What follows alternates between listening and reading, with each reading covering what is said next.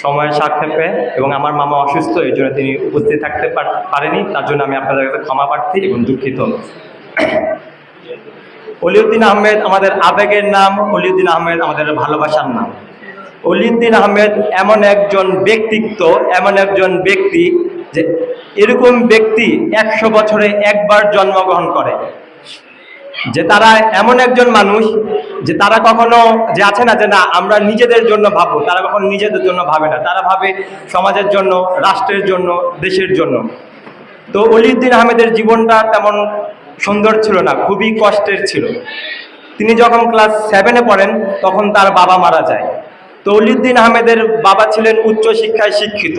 তো তিনি ইন্ডিয়া থেকে তিনি বিএ পাশ করে আসেন।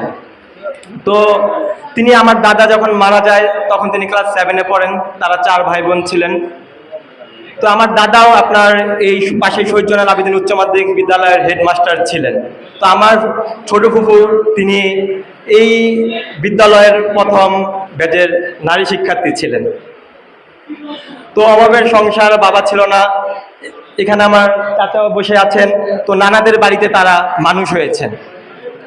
তো তার নানারা, তার মামারা তাদেরকে কোলে পিঠে করে মানুষ করেছেন। তো তখন তারা চেয়েছিলেন তার মানে আমার দাদুকে তারা বিয়ে দিতে। তো তখন আমার দাদু তার সন্তানদের কথা চিন্তা করে তিনি বিয়ে করেননি। তো এখনের যারা মানে আমি যেটা বিশ্বাস করি, এখনের যারা MA পাস, তো আমার দাদু অশিক্ষিত হলেও তিনি MA পাসের মতো তিনি বুদ্ধি রাখতেন। কারণ একটা জিনিস দেখেন, তিনি তার সন্তানদেরকে একটাই কথাই বলতেন, যে কানে একটাই বলে দিতেন যে তোর বাবা উচ্চ শিক্ষায় শিক্ষিত, তোদের শিক্ষিত হতে হবে।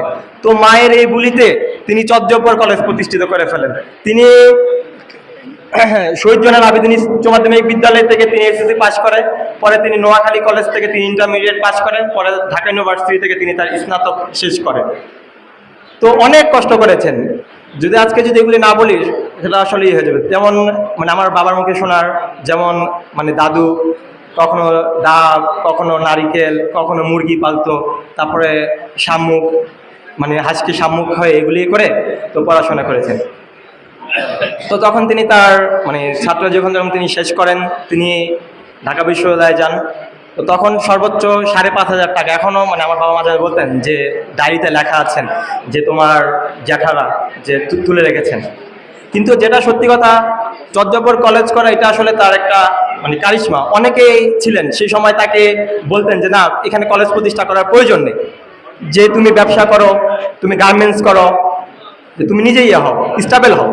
কিন্তু না, কিন্তু উনি ভেবেছেন নিজের মানে সমাজের কথা, রাষ্ট্রের কথা।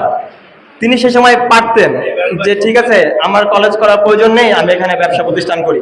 আর উনি করতেন ম্যান পাওয়ারের বিজনেস। আর ম্যান পাওয়ারের যারা বিজনেস করে তাদেরকে কিন্তু কেউ ভালো বলে না। যেমন এখানে বেলাল ভুট্টু স্যার বলে গেলেন যে উনি লস খেয়েছেন। তো উনি যদি ওই সময় বলতেন যে ঠিক আছে যে লস খেয়েছি, যে তোমাদেরকে আমরা মালয়েশিয়ায় গিয়েছি মানুষের, তা আমি তো করি নাই, তিনি যদি চোখে পল্টি নিত তো কেউ কিছু করতে পারতো না। তো তিনি করেনি, তিনি ব্যবসা করেছেন, তিনি লস খেয়েছেন, আবার তিনি যেভাবে করেছেন তিনি করেন। তার শেষ সম্পদ ছিল চর্যাপদ ডিগ্রি কলেজ। তো সেটা তিনি পারতেন, যেটা সত্যি কথা। যদি ওনার জায়গায় আমি ব্যক্তিগত থাকতাম, তো ওরা 28-29 বছর যদি আমি ব্যবসায় লস খেতাম, আমি কখনো আমার নিজের সম্পদ আমি দান করতাম না। 280 কাঠা জমি, যেটার বর্তমান বাজার মূল্য 300 থেকে 400 কোটি টাকার কাছাকাছি, যদি আপনারা 5 লাখ 10 লাখ করে ধরেন। তো উনি কখনো আপনাদের মানে উনি কখনো ওনার সাথে বেমানি করেনি। তারপরে 2016 সালে আওয়ামী লীগ সরকার ক্ষমতায়, উনার জীবনের রিস্ক ছিল, হামলা মামলা। তখন উনি মানে বীরত্বের সাথে অকুতোভয় সৈনিক যেটাকে বলে, উনি হাইকোর্টে যে মামলা করলেন। হ্যাঁ, এখানে শিক্ষকরা আছে, তারা সহযোগিতা করেছে, তারা সাপোর্ট দিয়েছে। কিন্তু যদি কিছু হতো উনার জীবনের উপর রিস্ক হয়ে যেত। তো তারপরে মানে মারা যাওয়ার আগে যখন আমি একবার নোয়াখালীতে এসেছিলাম, তো উনি মানে মৃত্যুর আগে এখানে আমাদের পাঞ্চায়েত বাড়ির ফারুক আঙ্কেল আছে, ফারুক চেয়ারম্যান, তো উনার মুখে আরো গল্প শুনবেন। তো উনি কখনো অন্যায়ের সাথে আপোষ করেনি। মানে আমি জানুয়ারি মাসে তো আসার পরে ওনাকে এক শিক্ষার্থীর বাবা ফোন দিয়েছেন।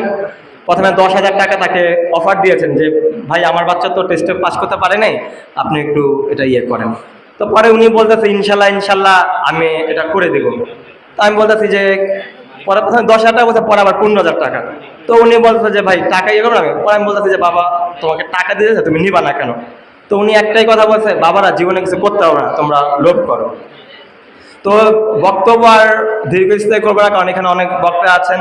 তো আজকে যেহেতু এখানে এসেছি, সুযোগ হয়েছে যে আমাদের এখানে ভারপ্রাপ্ত অধ্যক্ষ সাহেব আছেন, যে আমরা তাকে বলবো যে অতীতের সকল ইয়েকে করে যে আসেন না, যে আমরা কিভাবে চর্যাপর কলেজটাকে আমরা ইয়ে করতে পারি।